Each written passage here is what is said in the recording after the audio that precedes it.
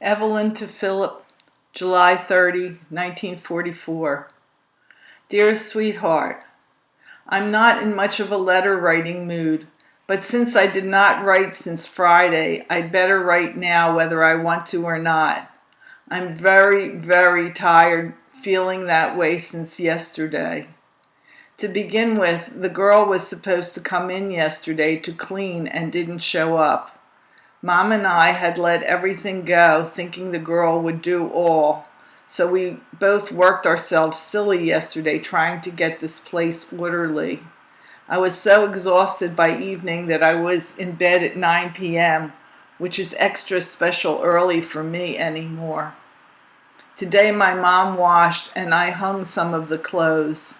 Besides that, I had pressing and a few other little things to do. Goldie still feels very weak, and the doc thinks she may have a bit of gallbladder trouble. At any rate, she just can't seem to manage. So, Harry got her a nurse for this coming week, starting today. The nurse is from the Father Divine Association, and her name is Baby Lovewell.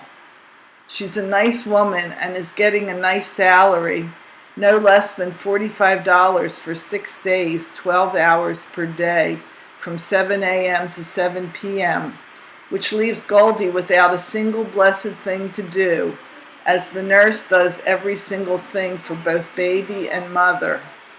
Goldie and Harry called her folks to advise them that she wasn't doing so good, and they all came a-running today, which keeps us all going in an effort to get things done. Besides all this, Adele isn't feeling too good, and I think those long-awaited teeth are about to make their appearance. She has a bad nose and eye cold, which accompanies each tooth, page 2, cutting, and is generally cranky.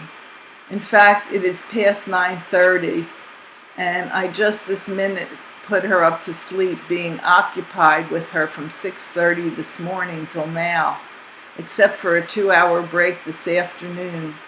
Honey, I am tired. I'm happy, though, to report that Adele is progressing at a rapid speed with speech and actions.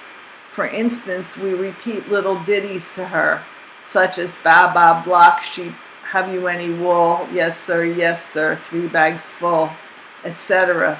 Well, sweet, our little girl says "Ba-ba, black sheep," followed by yes, sir, and then boy, because one of the bags of wool is for the little boy who lives in the lane. That means Adele can say 7 words in succession, which ain't hay. She's a bit of all right. Oh, yes, dear, I did forget to mention that I received your letters of July 22, 23, and 24 on Saturday morning, and I'm right up to date on my mail from you. None of them required any comment, but I can say that the lack of mail, I'm sure, was due to the fact that I have been writing more airmail of late. I brought home 50 letters of the form I sent you to type at home so that I could catch up on my list for this month.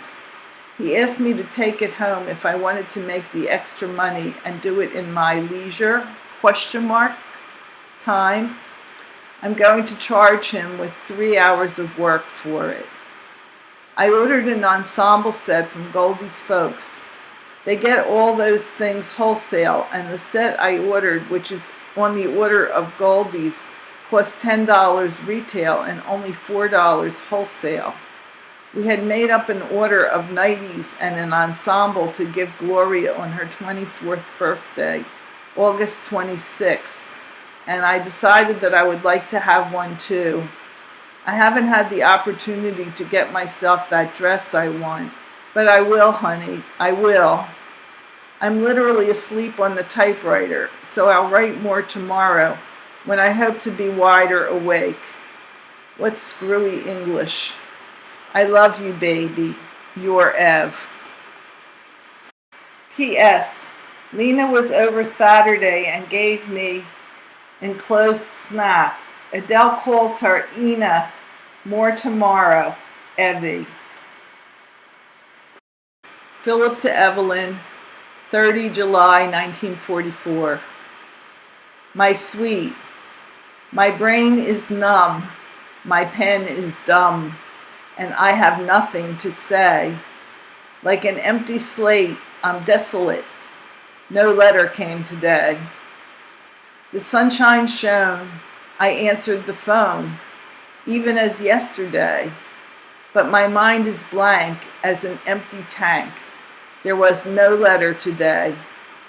But dry your tears, my pretty dears, at this unhappy delay. For sure as you're born, as the sun greets the morn, a letter will come someday. Until then, I am, as ever, your loving Phil.